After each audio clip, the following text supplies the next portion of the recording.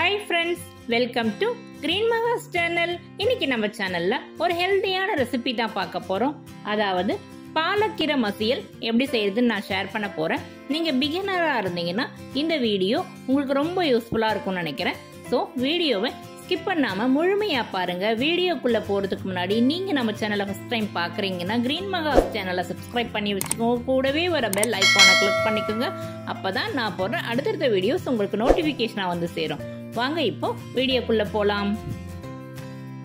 இந்த பாலக்கீரையில வந்து நிறைய சத்துக்கள் இருக்கு, நிறைய மல்டி நியூட்ரியன்ஸ் இருக்கு. அது மட்டும் இல்லாம இரும்பு சத்து நிறைய இருக்கு. சப்போஸ் அனிமிக் பேஷண்டா இருந்தீங்கன்னா, அதாவது ரத்த சோகையில இருந்தீங்கன்னா இந்த கீரையை வந்து நம்ம ரெகுலரா எடுத்துக்கலாம். எல்லா கீரையும் போலவே இந்த கீரையில நிறைய சத்துக்கள் இருக்கு.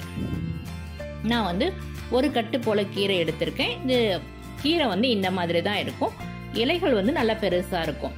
இந்த தண்டு பகுதியை மட்டும் கட் பண்ணி எடுத்துட்டு நல்லா வாஷ் பண்ணிட்டு நான் கட் பண்ணி வச்சிருக்கேன். இந்த கீரையை வந்து கட் பண்ண நல்லா இருக்கும். ஏன்னா லீஃப்லாம் வந்து பெருசா இருக்கிறதால ஈஸியா கிளீன் பண்ணி கட் பண்ணி எடுத்துக்கலாம். நான் இது மாதிரி கட் பண்ணி வச்சிருக்கேன் பாருங்க. இப்போ வந்து ஒரு குக்கர்ல நான் பருப்பு எடுத்திருக்கேன். 150 கிராம் போல பருப்பு எடுத்திருக்கேன். தோரம் பருப்பாக எடுத்துக்கலாம், அப்படி இல்லைன்னா சிறு பருப்பு கூட எடுத்துக்கலாம். நான் இன்னைக்கு தோரம் பருப்பு தான் எடுத்திருக்கேன். இதை நல்லா வாஷ் பண்ணி வச்சிருக்கேன். கூடவே 1 டம்ளர் போல தண்ணி சேர்த்துக்கிறேன். இது கூடவே கொஞ்சமா மஞ்சள் பொடி, பெருங்காயத்தூள் சேர்த்துக்கிறேன். நம்ம பருப்பு வேக வைக்கும் போதெல்லாம் பெருங்காயம் மஞ்சள் பொடி சேர்த்து வேக வைப்போம் இல்லைங்களா, அந்த மாதிரி நான் சேர்த்துக்கிறேன். பூண்டு ஒரு 6 ல இருந்து 7 பல்லு சேர்த்துக்கிறேன். காரத்துக்காக பச்சை மிளகாய் 4 சேர்த்துக்கிறேன். கூடவே சின்ன வெங்காயம் ஒரு 10 ல இருந்து 15 உரிச்சு சேர்த்துக்கிறேன். சப்போஸ் சின்ன வெங்காயம் இல்லைன்னா பெரிய வெங்காயம் கூட சேர்த்துக்கலாம். புளிப்புக்காக நான் தக்காளி மட்டும் தான் சேர்க்கிறேன். நம்ம புளி சேர்க்கல.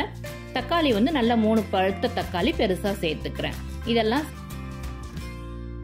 குக்கர்ல சேர்த்து வேக வச்சுக்கிறேன்.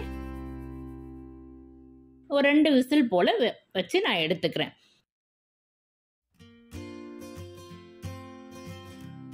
இப்ப பருப்பு நல்லா மசிஞ்சு வந்திருக்கு பாருங்க. இது கூட வந்து நம்ம கீரையை இப்பதான் சேர்க்கணும், ஆரம்பத்திலேயே சேர்த்துடக்கூடாது. பருப்புலாம் நல்லா மசிஞ்சு வந்த பிறகு நான் இந்த கீரையை சேர்த்து ஒரு 5 நிமிஷம் போல கொதிக்க விட்டுக்கிறேன். கீரையை சேர்க்கும் போது கூடவே 1 ஸ்பூன் அளவுக்கு எண்ணெய் சேர்த்துக்கிறேன். அப்பதான் கீரையோட கலர் வந்து மாறாம இருக்கும். அதனால நான் எண்ணெயை சேர்த்துக்கிறேன். குழந்தைங்களுக்குலாம் நீங்க கொடுக்குறீங்கன்னா பருப்போட குவான்டிட்டி கொஞ்சம் அதிகமாகவும் கீரையோட குவான்டிட்டி கொஞ்சம் கம்மியாகவும் சேர்த்து கொடுக்கலாம். பெரியவங்க எல்லாம் சாப்பிட்றீங்கன்னா பருப்போட குவான்டிட்டியை குறைச்சிட்டு கீரையோட குவான்டிட்டியை இன்க்ரீஸ் பண்ணிக்கலாம். இந்த மாதிரி ரேஷியோல போட்டு செஞ்சு கொடுக்கலாம்.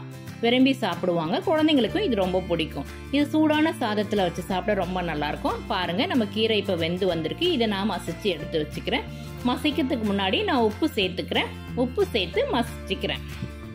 ஆரம்பத்திலேயே நம்ம உப்பு சேர்த்துடக்கூடாது. கீரை வெந்து வந்த பிறகு உப்பு சேர்த்துக்கணும். உப்பு சேர்த்து நான் மசிச்சுக்கிறேன். இப்ப கூடவே ஒரு தாளிப்பும் சேர்த்துக்கிறேன். எண்ணெய் விட்டு கடுகு உளுந்து போட்டு கூடவே வந்து ஒரு வரமிளகாய் போட்டு தாளிச்சு எடுத்துக்கிறேன். அதுலயும் கொஞ்சம் பெருங்காயம் சேர்த்துக்கிறேன். பாருங்க, இப்ப நம்ம தாளிச்சு மசிச்ச பாலக்கீரை மசியல் ரெடி ஆயிடுச்சு.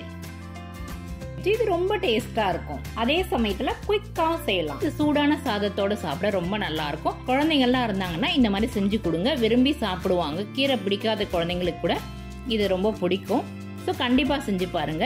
இந்த வீடியோ உங்களுக்கு பிடிச்சிருந்தா லைக் பண்ணுங்க, ஷேர் பண்ணுங்க, கமெண்ட் பண்ணுங்க. GreenMaha சேனலை சப்ஸ்கிரைப் பண்ணி எனக்கு சப்போர்ட் பண்ணுங்க. இது வரைக்கும் இந்த வீடியோவை பொறுமையா பார்த்தமைக்கு மிக்க நன்றி. அடுத்து ஒரு நல்ல வீடியோல வந்து பார்க்குறேன். தேங்க்ஸ் ஃபார் வாட்சிங்.